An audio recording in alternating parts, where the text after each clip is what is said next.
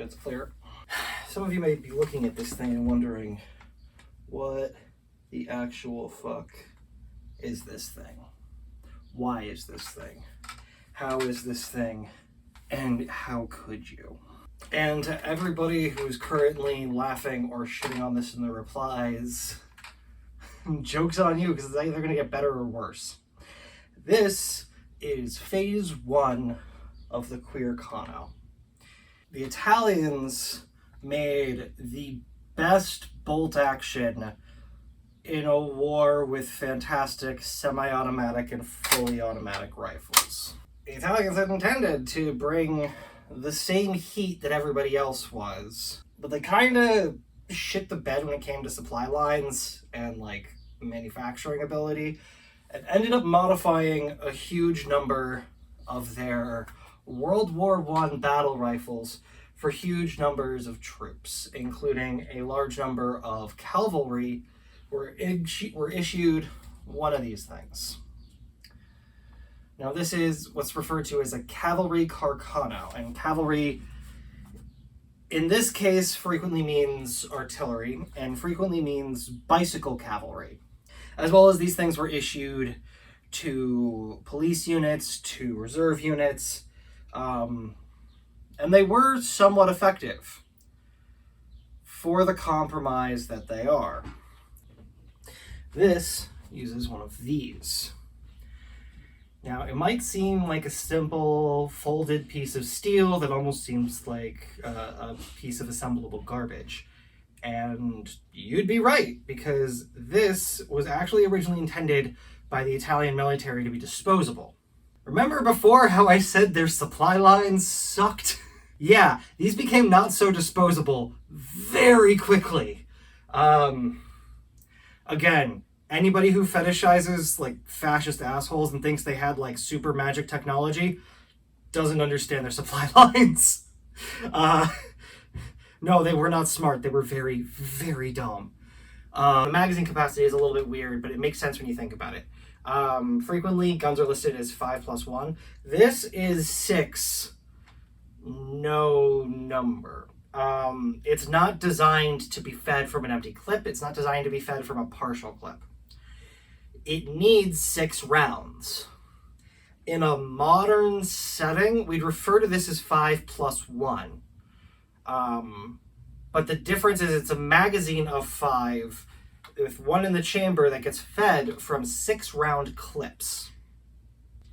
The barrel is 18 inches, and the original optic, you have irons that will bring you out to 1,000 yards very generously. You are not shooting this thing out to that distance. Frankly, I'm not going to shoot this much past 200. This is something, when I do convert this from its current queer shitposting form into the V2 of this, which will be tactical queer shitposting, and actually make this more functional, that at that point we'll change out to a better optic. But at the moment, we're just using a Chinese red dot because my goal for this is to be able to go to the range and shoot pretty accurately with it. And it does that. It does that nicely. The paint, which you may have noticed, I've been referring to it as Queercano.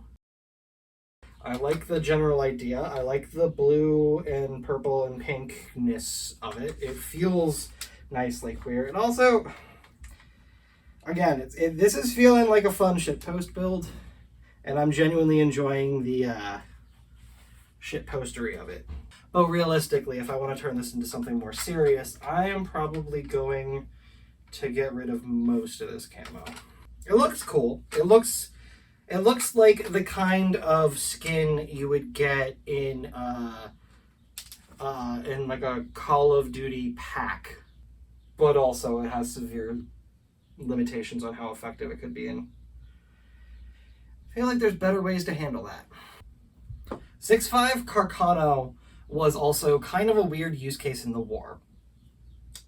It was smaller than the 30-06 that gave the Allies a lot of the punch ability. In fact, it was one of the smaller rounds used in terms of bolt actions at all.